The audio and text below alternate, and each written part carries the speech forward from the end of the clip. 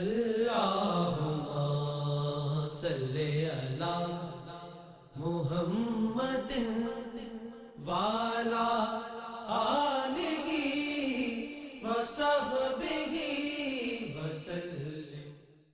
بسم اللہ الرحمن الرحیم۔ اللہ تبارک و تعالیٰ کے عظیم نام سے آغاز کرتے ہیں جو بہت مہربان نہایت رحم والا ہے۔ درس بخاری کا سلسلہ 1475ویں حدیث پاک تک پہنچا تھا اور یہ بڑی ایمان افروز حدیث ہے۔ حضرت عبداللہ بن عمر رضی اللہ تعالی عنہما اس کے راوی ہیں۔ یہ فرماتے ہیں کہ بے شک قیامت کے دن سورج قریب ہوگا حتیٰ کہ پسینہ آدھے کان تک پہنچ جائے گا۔ یہ آپ کو بتایا تھا کفار کے لیے ہوگا۔ پھر جب لوگ اس حال میں ہوں گے تو وہ حضرت آدم علیہ السلام سے فریاد کریں گے، پھر حضرت موسیٰ سے، پھر حضرت سیدنا محمد صلی اللہ علیہ وسلم سے التجا کی جائے گی۔ اور مزید ایک روایت میں یہ ہے کہ پھر آپ شفاعت کریں گے تاکہ مخلوق کے درمیان فیصلہ ہو جائے۔ اسی کو میں نے آپ کو بتایا تھا شفاعت کبریٰ ہوتی ہے۔ پھر نبی کریم صلی اللہ علیہ وسلم چلیں گے حتیٰ کہ جنت کے دروازے کے حلقے کو پکڑ لیں گے، یعنی کنڈا جسے کہتے ہیں وہ سرکار پکڑ لیں گے۔ پس اس دن اللہ تعالیٰ آپ کو مقام محمود پر فائز فرمائے گا اور جس کی تمام اہل محشر تعریف اور تحسین کریں گے۔ تو یہ میں آپ کو پچھلے پروگرام میں سمجھایا تھا ایک تو کہ نبی کریم صلی اللہ علیہ وسلم سے ہمارا تعلق یہ اللہ تعالیٰ کی طرف سے عطا کردہ تمام انعاموں سے بڑا انعام ہے۔ میں کہتا ہوں بہت بڑا انعام ہے، کیونکہ بروز قیامت میرے آقا صلی اللہ علیہ وسلم شفاعت فرمائیں گے اور اپنے کسی امتی کو جہنم میں چھوڑیں گے نہیں۔ اتنے پیارے نبی ہیں ہمارے اور اتنا ہمارا عظیم ان سے تعلق، اور رحمت کونین صلی اللہ علیہ وسلم ارشاد فرماتے ہیں خدا کی قسم جب تک میں جنت میں نہ چلے جاؤں پچھلے تمام نبیوں پہ جنت حرام ہے، اور جب تک میری تمام امت داخل جنت نہ ہو جائے پچھلی امتوں پہ جنت حرام ہے۔ اب آپ اندازہ کر لیں کہ ہم کون سے اتنے خوش نما ہیں، ایسے مطلب کارنامے ہمارے ہیں یا اتنی عبادات کی کثرت ہے کہ ہمیں فوقیت دی جائے۔ یہ صرف نسبت سرکار صلی اللہ علیہ وسلم ہے جو میدان محشر میں ہماری تمام امتوں سے زیادہ پروٹوکول دلوائے گی، وی آئی پی پروٹوکول ہوگا، اور ہماری شان یہ ہوگی کہ ہم پہلے جائیں گے امتیں بعد میں۔ حالانکہ ہم سب سے آخر میں آئیں لیکن سب سے پہلے، وی آئی پی سب سے آخر میں آتا ہے، چیف گیسٹ ہمیشہ سب سے آخر میں سپیچ کرتا ہے لیکن وہ سب سے مین آدمی ہوتا ہے۔ ایسے اللہ نے ہمیں مرکزی لوگ بنا دیا ہے، یہ اللہ کا کرم ہے۔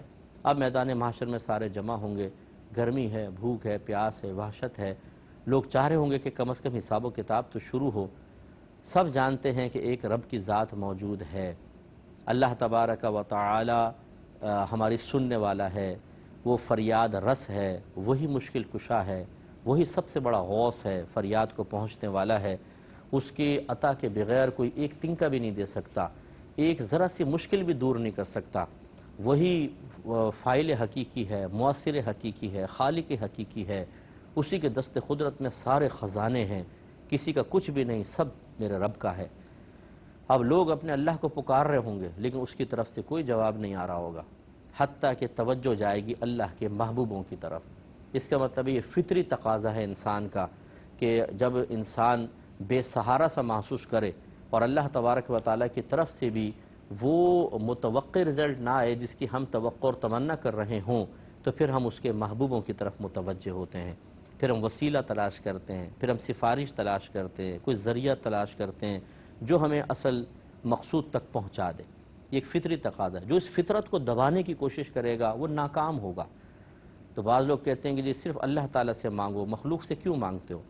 بالکل صحیح بات ہے، اللہ سے ہی مانگنا چاہیے، لیکن اگر اللہ کی مشیت یہ ہو کہ مخلوق سے مانگو تو کہ اللہ کی مرضی کے خلاف چلیں؟ آپ دیکھ لیجئے دنیا میں اللہ تعالیٰ جو کچھ عطا فرماتا ہے وہ وسیلے سے عطا فرماتا ہے، حالانکہ وہ غیر محتاج ہے۔ وہ چاہتا تو ہم صبح اٹھتے تو جیسے بنی اسرائیل کے خاص گروہ پر اللہ نے من و سلوہ آسمان سے اتارا، ہم پر بھی اتار سکتا تھا، لیکن نہیں، ہمیں حکم دیا کسب کرو، محنت کرو، پیسہ کماؤ، پھر چیزیں خریدو، گھر میں لاؤ، پکاؤ، اتار کے سامنے رکھو، لقمے توڑو، منہ میں رکھو، چباؤ اور پیٹ میں اتارو، تب پیٹ بھرے گا۔ ہر چیز کے بارے میں دیکھنے وسیلہ قائم کیا ہے۔ تو اللہ تبارک و تعالیٰ نے غیر محتاج ہونے کے باوجود ہر چیز کے سلسلے میں ایک وسیلہ قائم کر کے ہمیں نفیس اشارہ دیا ہے کہ وسیلے کے بغیر کچھ بھی نہیں ہو سکتا۔ اللہ تعالیٰ بالکل براہ راست سن سکتا ہے، سنتا بھی ہے، عطا بھی فرماتا ہے، لیکن براہ راست گھر میں نہیں ڈال دیتا کسی کے ذریعے۔ اسی طرح اس نے اپنے بہت سے محبوب بندوں کو انعامات سے نوازا ہے، ان کو مناصب دیے ہیں، ان کو بہت سارے اپنے خزانوں میں سے خزانے دیے ہیں، اور حکم یہ ہے کہ بانٹو۔ اللہ تعالیٰ نبی کریم صلی اللہ علیہ وسلم ارشاد فرماتے ہیں کہ اللہ معطن و انما انا قاسم، اللہ تعالیٰ عطا فرمانے والا ہے اور میں تو محض تقسیم کرنے والا ہوں۔ اگرچہ اس کو کتاب العلم میں اکثر لوگوں نے لکھا ہے، لیکن یہ تو مطلقاً کلام ہے کہ اللہ مجھے عطا فرماتا ہے، اور جہاں اللہ کی بھی اجازت ہوتی ہے سرکار تقسیم بھی فرماتے ہیں۔ یہی اب میدان محشر میں ہوگا۔ براہ راست تو سب اللہ کو پکار رہے ہوں گے، لیکن وہاں سے جواب نہیں آ رہا ہوگا، تو اب کیا کریں؟ چلو جی کوئی وسیلہ ڈھونڈتے ہیں، اللہ کے محبوب بندوں کے پاس جاتے ہیں۔ کوئی بھی ان میں ایسا آگے بڑھ کر نہیں کہے گا کہ یہ تم شرک کر رہے ہو، کیونکہ اللہ سے مانگو، اللہ کے پاس جاؤ، وہی مشکل کشا ہے۔ آدم علیہ السلام کہاں سے مشکل کشائی کر سکیں گے کہ ان کے پاس جا رہے ہو؟ کیوں ان کو وسیلہ بنا رہے ہو؟ کہ اللہ تعالیٰ براہ راست سن نہیں سکتا؟ اللہ کو چھوڑ کر وہاں کیوں جا رہے ہو؟ اللہ کے خزانوں میں کس چیز کی کمی ہے؟ نہیں، کوئی کویسچن نہیں کرے گا، سب متفق ہوں گے کہ نہیں، کوئی نہ کوئی وسیلہ تو ڈھونڈنا پڑے گا بھائی۔ تو جائیں گے آدم علیہ السلام کی بارگاہ میں فریاد کریں گے، اور اگر میں یوں کہوں کہ وہ یوں کہیں گے یا آدم المدد، ہماری مدد کیجیے، آدم علیہ السلام عاجزی کا اظہار فرما کے نوح علیہ السلام کے پاس بھیجیں گے، جو اس روایت میں نہیں تو لیکن میں نے بتایا دوسری روایت میں ہے، وہ بھی اب جا کے کہیں گے یا نوح المدد، موسیٰ کے ابراہیم علیہ السلام کے پاس جائیں، وہاں جا کے یا ابراہیم المدد، وہ منع کریں گے، یا موسیٰ المدد، یا عیسیٰ المدد، اور آخر میں پھر کہیں گے یا رسول اللہ المدد، پھر سرکار سے مدد مانگیں گے۔ جواب میں میرے آقا صلی اللہ علیہ وسلم یہ نہیں فرمائیں گے کہ یہ تم نے کیا کیا، اللہ کو چھوڑ کر میرے پاس کیوں آئے ہو؟ ڈائریکٹ مصلی بچھاؤ، نمازیں پڑھو، ہاتھ اٹھاؤ، گڑ گڑاؤ اللہ کی بارگاہ میں، اللہ تعالیٰ عطا فرمائے گا۔ نہیں، سرکار تو کچھ بھی نہیں فرمائیں گے، بلکہ خود فرماتے ہیں میں اپنے آپ کو سجدہ ریز پاؤں گا۔ اس روایت میں نہیں ہے، لیکن سرکار فرماتے ہیں جب لوگ فریاد کریں گے میں اپنے آپ کو سجدہ ریز پاؤں گا، تو اللہ تعالیٰ فرمائے گا ارفع رأسک یا محمد، اے محمد اپنا سر اٹھائیے، سل تعطا، آپ مانگیے آپ کو عطا کیا جائے گا، اشفع تشفع، آپ شفاعت کریں آپ کی شفاعت قبول کی جائے گی۔ یہ ہے اللہ تعالیٰ کی جو شان کریمی ہے، اور جس کے نقطے کو ہمیں سمجھنا چاہیے۔ اگر اللہ تعالیٰ پر کامل یقین اور بھروسے کے باوجود اس کے کسی محبوب بندے کو وسیلہ بنانے کے لیے اس کی طرف متوجہ ہونا یہ اللہ کو ناپسند ہوتا، تو جیسے دنیا میں ناپسند ہے آخرت پہ بھی ناپسند۔ زنا اگر یہاں حرام ہے تو میدان محشر میں زنا اچھا تو نہیں ہو جائے گا، وہاں پہ وہ گندگی پھیل رہے گا۔ تو جو چیز دنیا میں شرک وہاں پہ بھی شرک رہے گی، جو یہاں بری وہاں بھی بری رہے گی۔ لیکن اللہ تبارک و تعالیٰ اپنے حبیب سے یہ نہیں فرمائے گا کہ آپ نے اپنے امت کی محبت میں یہ عمل کر تو لیا، لیکن کیا آپ کو نہیں پتہ مجھے ناپسند ہے، یہ ڈائریکٹ مجھ سے مانگے بس میں فریاد پوری کروں گا؟ نہیں، بلکہ جب ڈائریکٹ مانگ رہے تھے کچھ نہیں ملے گا، جب اللہ کے نبی کا وسیلہ قائم ہوگا تو اللہ تعالیٰ شفاعت قبول کرے گا اور حساب کتاب کے دروازے کھل جائیں گے۔ تو اب آپ اس سے تھوڑا سا غور کریں۔ پھر میں اکثر یہ سمجھایا کرتا ہوں، میدان محشر میں شیطان تو جکڑے ہوئے ہوں گے، بہکائے گئے نہیں، نفس بالکل مغلوب ہوگا، کیونکہ خوف کا عالم یہ ہوگا کہ اس کی شرارتیں ختم ہو جائیں گی۔ اب سوال یہ پیدا ہوتا ہے کہ لوگوں کے دل میں سب سے پہلے یہ خیال کس نے ڈالا کہ آدم علیہ السلام کے پاس جاؤ؟ شیطان نے تو ڈالا نہیں، نفس نے نہیں ڈالا، پھر کس نے؟ یقینی سی بات ہے اللہ کی طرف سے ہوگا۔ اب اللہ تعالیٰ سے وہ ڈائریکٹ مانگ رہے تھے، لیکن اللہ تعالیٰ نے الہام یہ فرمایا کہ آدم کے پاس جاؤ۔ بتائیے اگر یہ غلط ہوتا اللہ تعالیٰ وہاں کیوں بھیجے گا؟ اور پھر ڈائریکٹ یہ کیوں فرمایا کہ آدم کے پاس جاؤ؟ اللہ تعالیٰ فرماتا سیدھا میرے حبیب کے پاس آؤ، یہ دل میں ڈال دیتا، سب ڈائریکٹ سرکار کے پاس آتے، شفاعت ہوتی، معاملہ شروع ہو جاتا۔ نہیں، سب سے پہلے یہاں، پھر نوح علیہ السلام، پھر ابراہیم علیہ السلام، پھر موسیٰ علیہ السلام، پھر عیسیٰ علیہ السلام، پھر نبی کریم صلی اللہ علیہ وسلم۔ اتنا لمبا چکر کیوں؟ اس کے علماء نے جواب دیا کہ اگر ڈائریکٹ سرکار کے پاس آ جاتے تو میرے آقا صلی اللہ علیہ وسلم کی شان تو پھر بھی ظاہر ہونی تھی، لیکن اس قدر واضح نہ ہوتی۔ اب واضح ہوئی کہ پہلے آدم سب نبیوں کے پاس گئے، منع کر دیا گیا، پھر پتہ چلا کہ بھی آج کوئی شفاعت کر سکتا ہے تو سید دو عالم صلی اللہ علیہ وسلم ہیں۔ اس کا مطلب ہے آپ کا مقام و مرتبہ تمام نبیوں سے زیادہ ہے۔ تو اسی لیے مولانا حسن رضا خان صاحب فرمایا کرتے تھے فقط اتنا سبب ہے انعقاد بزم محشر کا کہ ان کی شان محبوبی دکھائی جانے والی ہے، ورنہ حساب کتاب تو اللہ کو سب پتہ ہے کہ کس نے کیا کارنامے کیے ہیں۔ لیکن نبی کریم صلی اللہ علیہ وسلم سے بہت سارے پہلے لوگ گزر گئے، آپ کے زمانے سے پہلے، آپ کو نہ دیکھ سکے، بہت سے آپ کے دور میں تھے نہ دیکھ سکے، اور دیکھا تو پہچان نہ سکے، اور بہت سے ایسے تھے جو سرکار کے بعد قیامت تک آئے، سب نے ایک ساتھ سرکار کی شان نہیں دیکھی، صرف صحابہ نے شان کو دیکھا، پہچانا اور مانا، تو ان کا مقام دیکھ لیں۔ تو اللہ تعالیٰ کو یہ محبوب ہوگا کہ میدان محشر میں اپنے حبیب کو ایسے مقام پہ رکھے کہ اول و آخر جتنے بھی لوگ آئے ہیں سب ایک ساتھ میرے حبیب کی شان کو دیکھیں۔ اسی میں یہی مقام محمود ہوگا کہ سرکار کے اونچے مقام پہ کھڑا کیا جائے گا، آپ کے ہاتھ میں لواء الحمد ہوگا، حمد کا جھنڈا، اور سرکار فرماتے ہیں میرے جھنڈے تلے سارے نبی جمع ہوں گے، سارے انبیاء، تمام مخلوق کثیر، اور میرے آقا ایک بلند مقام پر مقام محمود پر فائز ہوں گے، اور آپ کی حمد کی جائے گی۔ محمود مانے جس کی حمد کی جائے، جس کی تعریف کی جائے، تو سب تعریف اور ستائش کریں گے کہ بھئی واقعی آج جو مقام و مرتبہ سرکار کو حاصل ہے وہ کسی کو نہیں۔ آپ خود سوچئے اگر آپ کے بیٹے کو اونچے مقام پہ کھڑا ہو کر کھڑا کروا کر اس کو انعام دیا جائے تو ماں باپ نیچے ہونے کے باوجود کتنا فخر کریں گے، کتنی خوشی، کیوں؟ آپ کا اس کے ساتھ تعلق ہے۔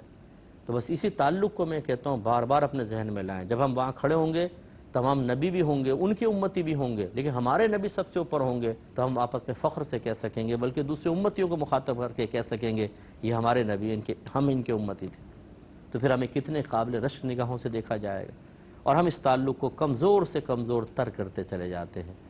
آج ایک تھانے دار کا مطلب تھانے کا کوئی ادنا سا ملازم ہمارا دوست بن جائے، جس سے تھوڑے بہت کام نکل جائے، ہم اسی پہ بڑے خوش ہو جاتے ہیں کہ سورس مل گئی جی ایک۔ تو آپ اندازہ کریں اتنی بڑی سورس ہمارے پاس، اور میں اپنے ان تمام بھائیوں اور بہنوں سے انتہائی دائرہ ادب میں رہ کے گزارش کرتا ہوں کہ جو وسیلے کو منع کرتے ہیں، جو اللہ کے محبوب بندوں کا اس انداز سے ذکر کرتے ہیں کہ توہین اور تحقیر تک پہنچ جاتے ہیں، جو معاذ اللہ اس کے رسول کو یا اللہ کے محبوب بندوں کو مقابلے پہ کھڑا کر کے پھر لوگوں کا ذہن بناتے ہیں کہ دیکھو اگر تم ادھر جاؤ گے نا، دیکھو اللہ کو چھوڑ کر چلے جاؤ گے، اس طرح نہ کرو، یہ نہ کیجیے، یہ بالکل نہ کریں۔ اگر کوئی کسی مخلوق کے پاس جاتا ہے، جیسے میدان محشر میں یہ جائیں گے لوگ، تو کیا اللہ تعالیٰ کو چھوڑ کر جائیں گے؟ کیا اللہ تعالیٰ کی مدد پر عدم یقین کی بنا پر جائیں گے؟ کیا ان کو یہ یقین نہیں ہوگا کہ اللہ کے خزانے بھرے ہوئے ہیں اور اس کے بعد کوئی کمی نہیں؟ کیا اس وجہ سے جائیں گے کہ اللہ کے خزانے میں کمی محسوس ہوگی؟ نہیں، یہ غلط رویہ ہے کہ ہم اگر کسی محبوب کی، اللہ کے محبوب بندے کی طرف اسے فقط وسیلہ سمجھتے ہوئے کوئی اللہ کا قرب حاصل کرنے کے لیے جائے تو ہم فوراً اللہ کو مقابل میں کھڑا کر کے اور لوگوں کو کہنا شروع کر دیں گے دیکھو نہیں یہاں اللہ ہے اور تم چھوڑ کے مخلوق کے پاس جا رہو۔ بھئی چھوڑ کر جانے کا کیا مطلب ہے؟ اللہ کے پر کامل یقین اور بھروسہ ہے، لیکن آپ بھی جانتے ہیں کہ اگر انسان کوشش کرتا ہے تو یہ کوشش توکل کے منافی کبھی بھی نہیں ہوتی ہے۔ ایک دفعہ نبی کریم مسجد سے باہر آئے، ایک عرابی صحابی دیر سے پہنچے تو انہوں نے پوچھا یا رسول اللہ صلی اللہ علیہ وسلم میں نماز ادا کرنا چاہتا ہوں، اپنے اونٹ کو کھول دوں اور پھر اللہ پہ توکل کروں یا اس کو باندھ دوں اور پھر اللہ پہ توکل کروں؟ سرکار نے ارشاد فرمایا پہلے اس کو باندھ پھر اللہ پہ توکل کر، تدبیر پہلے۔ اگر کوئی اللہ کے محبوبوں کے پاس جاتا ہے وہ اللہ کو چھوڑ کر نہیں جا رہا، اسے اللہ کے خزانوں پر کوئی شک و شبہ نہیں ہے، بلکہ جیسے میں نے شروع میں تمہید باندھی تھی کہ اگر ہم اللہ کے کسی محبوب بندے کی طرف متوجہ ہوتے ہیں وہ اسی لیے ہو رہے ہیں کہ وہ اللہ کا محبوب بندہ ہے، ورنہ نہ ہوتے، ہم تو اللہ کی وجہ سے ہو رہے ہیں۔ اور ہمیں یقین ہے کہ اللہ تبارک و تعالیٰ اسے ایک انعام عطا فرماتا ہے، اللہ نے اسے منصب عطا فرمایا تو وہ اسی لیے تاکہ اس کا فیض لوگوں تک جاری ہو۔ تو اللہ تعالیٰ کی ان اشاروں کو سمجھتے ہوئے اس طرف آتے ہیں، اور اس پہ بھی قصد و ارادہ یہی ہوتا ہے اور نیت یہ ہوتی ہے، اعتقاد اور اعتماد یہ ہوتا ہے کہ یہ ایک تنکا بھی نہیں دے سکتے، اگر اللہ نہ چاہے تو ایک تنکا بھی نہیں دے سکتے۔ اللہ تعالیٰ اپنے کرم سے ان کو عطا فرماتا ہے، یہ فیض جاری کرتے ہیں، اللہ کو ہی وسیلہ سمجھتے ہیں، یعنی اللہ تعالیٰ کو حقیقت سمجھتے ہیں، اسی کے پاس حقیقی خزانے ہیں، یہ ایک وسیلہ ہے، آئے گا وہیں سے۔ لیکن اللہ تعالیٰ کی عادت اکثر ہے کہ وہ وسیلے کے بغیر عطا نہیں فرماتا، تو اس لیے وسیلہ قائم کرنے میں کوئی حرج نہیں۔ تو اس کا مطلب ہوا کہ صحیح عقیدے کے ساتھ اگر آپ مخلوق کی طرف متوجہ ہوتے ہیں تو نہ تو یہ اللہ کو چھوڑنا کہلائے گا، نہ اللہ کے خزانوں پر اعتماد کی کمی کہلائے گی، بلکہ یہ تو اللہ کے پیاروں کا طریقہ ہے، جیسے کہ اس حدیث کے اندر موجود ہے۔ امید ہے کہ آپ بہت ساری باتیں سمجھ گئے ہوں گے۔ تو نبی کریم صلی اللہ علیہ وسلم میدان محشر میں سب سے زیادہ بلندی اور عزت پائیں گے۔ اگلا باب قائم کیا ہے باب قول اللہ تعالی لا يسألون الناس الحافا، اللہ تعالیٰ کے ارشاد کہ وہ لوگوں سے گڑ گڑا کر سوال نہیں کرتے۔ وَكَمِ الْغِنَا، اور ایک اور یہ باب کا حصہ قائم کیا، اور خوشحالی کی مقدار کتنی ہے، یہ امام بخاری رحمۃ اللہ علیہ نے باب قائم کیا، اور اس پر یہ حدیث لے کر آئے ہیں 1476 نمبر حدیث پاک۔ حضرت محمد بن زیاد کہتے ہیں کہ میں نے حضرت ابو ہریرہ رضی اللہ تعالی عنہ سے سنا ہے کہ نبی کریم صلی اللہ علیہ وسلم نے ارشاد فرمایا جو شخص مسکین وہ شخص مسکین نہیں ہے جس کو ایک لقمہ یا دو لقمے لوٹا دیں، لیکن مسکین وہ شخص ہے جس کے پاس بالکل مال نہ ہو اور وہ لوگوں سے گڑ گڑا کر سوال کرنے سے حیا کرتا ہو۔ سب سے پہلے یاد رکھیے کہ ایک لفظ آپ نے سنا ہے مسکین، ایک فقیر۔ مسکین کہتے ہیں اسے جس کے پاس کچھ بھی نہ ہو، اگلے وقت کا کھانا بھی نہ ہو، حقیقتاً وہ ہے مسکین۔ اور فقیر وہ ہوتا ہے جس کے پاس مالک نصاب نہیں ہوتا لیکن نصاب سے کم اس کے پاس مال ہوتا ہے تو وہ فقیر کہلاتا ہے۔ تو مسکین بھی دو طرح کے ہوتے ہیں کہ مسکین ناقص، ایک مسکین کامل۔ میرے آقا صلی اللہ علیہ وسلم نے دونوں مساکین کا یہاں ذکر فرمایا۔ پہلے حصے میں فرمایا کہ مسکین وہ شخص وہ مسکین نہیں ہے جس کو ایک لقمہ یا دو لقمے لوٹا دیں، یعنی یہ مسکین کامل نہیں ہے کہ وہ ایک دو لقموں کے لیے لوگوں کے سامنے پہنچتا رہ جائے اور پھر پلٹ کے واپس ان کے پاس آئے مانگنے کے لیے، حالانکہ وہ ضرورت مند ہے، حالانکہ اس کے لیے مانگنا جائز ہے، کیونکہ مسکین کے لیے دست سوال دراز کرنا بالکل جائز ہوتا ہے۔ بیچارے کے پاس اگلے وقت کا کھانا نہیں ہے، کیا کرے گا؟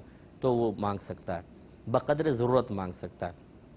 لیکن اس کے باوجود میرے آقا صلی اللہ علیہ وسلم اس کو ناقص قرار دے رہے ہیں کہ جس کو ایک یا دو لقمے، صرف ایک دو لقموں کے لیے وہ لوگوں کے پاس پہنچ جائے، سرکار فرماتے ہیں وہ کامل نہیں، لیکن مسکین وہ ہے یعنی مسکین کامل وہ شخص ہے کہ جس کے پاس بالکل مال نہ ہو اور وہ لوگوں سے گڑ گڑا کر سوال کرنے سے حیا کرتا ہو۔